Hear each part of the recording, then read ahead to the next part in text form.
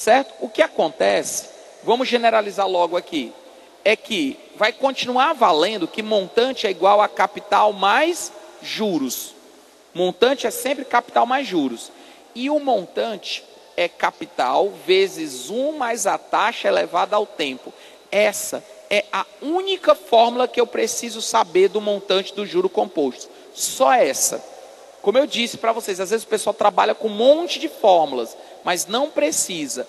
Basta essa única fórmula do montante do juro composto. Montante é igual a capital vezes 1 mais a taxa elevada ao tempo, sempre. O que acontece é o seguinte, muitas questões acontecem como eles dois estavam dizendo. Às vezes ele não dá os valores mesmo, ele dá uma relação. Ele diz assim, olha, quanto é que é a taxa que eu devo aplicar para poder um capital X aumentar 40% em 5 meses? Então o que você vai fazer? Você vai chamar o capital de 100 e se ele vai aumentar 30%, ele vai para 130, pronto. Ou então chama de X e 1,3X, só que complica um pouquinho mais. Por isso que o truque do 100 é valioso. Bota 100, se ele vai aumentar 30%, ele vai para 130. Ou seja, se ele não der os valores, você pode chamar de 100 que vai funcionar. Tá certo? Você bota 100 que vai funcionar. Então vamos fazer o seguinte, vamos fazer exatamente aquela questão, tá certo? Vamos fazer exatamente aquela questão que a gente tinha feito agora há pouco, com juro simples, só que nós vamos fazer agora com juro composto. Eu tenho um capital de R$800, é aplicado por um ano em regime de juro composto, com taxa de 5% ao mês, determine 5% ao mês, só que é juro composto. Determine o resgate e o rendimento dessa aplicação. Pedir o resgate, ele está pedindo o quê? Resgate é o montante. E o rendimento é o ganho, é os juros, é o excedente. É a compensação financeira. Tá certo? Aí o que acontece? Quando você tem aqui, o capital é de 800, a taxa, tá certo? É de 5% ao mês. Então o capital é de 800, a taxa é de 5% ao mês e o prazo é de quê? De 1 ano, tá certo? E o prazo é de 1 ano. Então o que é que eu quero que vocês compreendam? A taxa é de 5% ao mês. Eu pergunto, eu posso, gente, se é 5% ao mês, eu posso fazer vezes 12 e dizer que é 60% ao ano? Para facilitar a minha vida, eu posso fazer vezes 12 e dar 60% ao ano? Sim ou não? Não, gostei de ver ali. Não pode. Por quê? Porque nós estamos trabalhando com juro composto, né? Juro composto. E se é juro composto, gente, uma salva de palmas para o nosso amigo Alexandre, né? Beleza, querido? Seja bem-vindo. Então, o que acontece? Então, você tem o quê? O capital de 800, a taxa de 5% ao mês e o prazo de 1 ano. O que vai acontecer? Eu não posso mexer na taxa. Eu tenho que obrigatoriamente mexer no tempo. Eu tenho que pegar esse 1 ano e escrever como sendo 12 meses. Aí o que vai acontecer? O capital eu tenho que é 800, a taxa eu tenho que é 5% e o prazo eu tenho que é o quê? 12 meses. Tudo bem até aí, gente? Sim ou não? Sim. Problema que você deve estar pensando, Pedro, não tem condições não. 1 mais 5% elevado a 12, isso aqui vai dar um trabalhão. Eu digo, vai mesmo.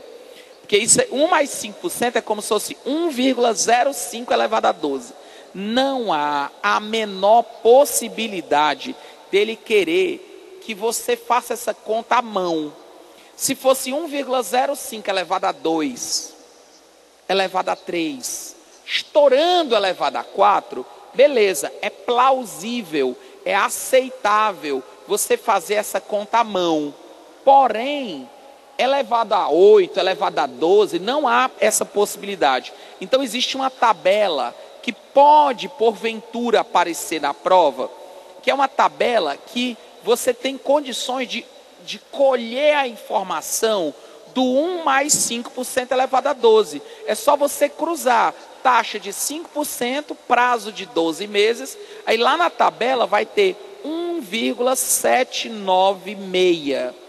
Ou seja, ele vai cruzar essas informações e essa tabela, ela já te dá automaticamente o resultado desse chamado fator de acumulação, que é 1 mais I elevado a N.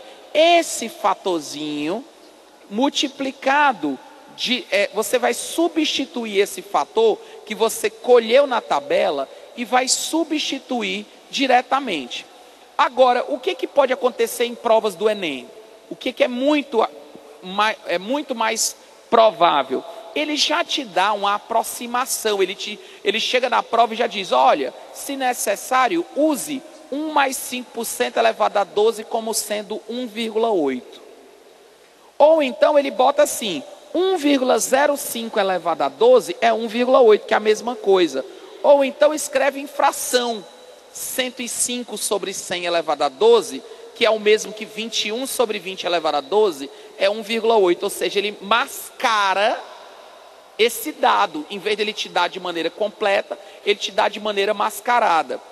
Mais mascarado ainda é quando ele faz assim, 1,05 elevado a menos 12 é igual a 5 nonos. É a pessoa, pelo amor de Deus, para que diabo eu vou usar esse 1,05 elevado a menos 12? Eu quero elevado a 12, meu senhor. Aí o que acontece? Só que nós aprendemos que quando você tem um expoente negativo, é só você fazer o quê? Inverter, vocês lembram? Ó? A elevado a menos N é 1 sobre A elevado a N.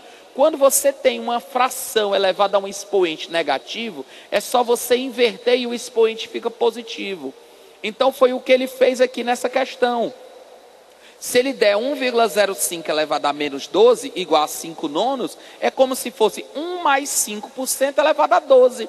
Ela é igual a 9 quintos. É só você inverter a fração e aí você pega esse resultado, que é 1,8, ou tirado da tabela 1,796, e substitui naquela continha que a gente estava fazendo outrora. Ou seja, faz essa leve multiplicação e encontra o nosso montante, tá certo? Você vai pegar esse número, né? Vai fazer, no lugar do 1 mais 5%, você pode botar 1,796 ou a prova mesmo já te dá arredondado, 1,8, ele já te dá o arredondado. Você encontra 1.436 como montante, que é o resgate, e os juros, lembre-se, é a diferença entre o montante e o capital, portanto, 636,80. Beleza? Tranquilos? Meus queridos, é isso aí, valeu demais. Muitíssimo obrigado pela atenção de vocês. Foi um prazer incomensurável. Até o nosso próximo encontro. Espero que a mente de vocês esteja aberta, porque uma mente que se abre para uma nova ideia jamais retorna ao seu tamanho original. Show! Valeu demais, um sucesso e que a força esteja com a gente. Para o alto e avante. Valeu!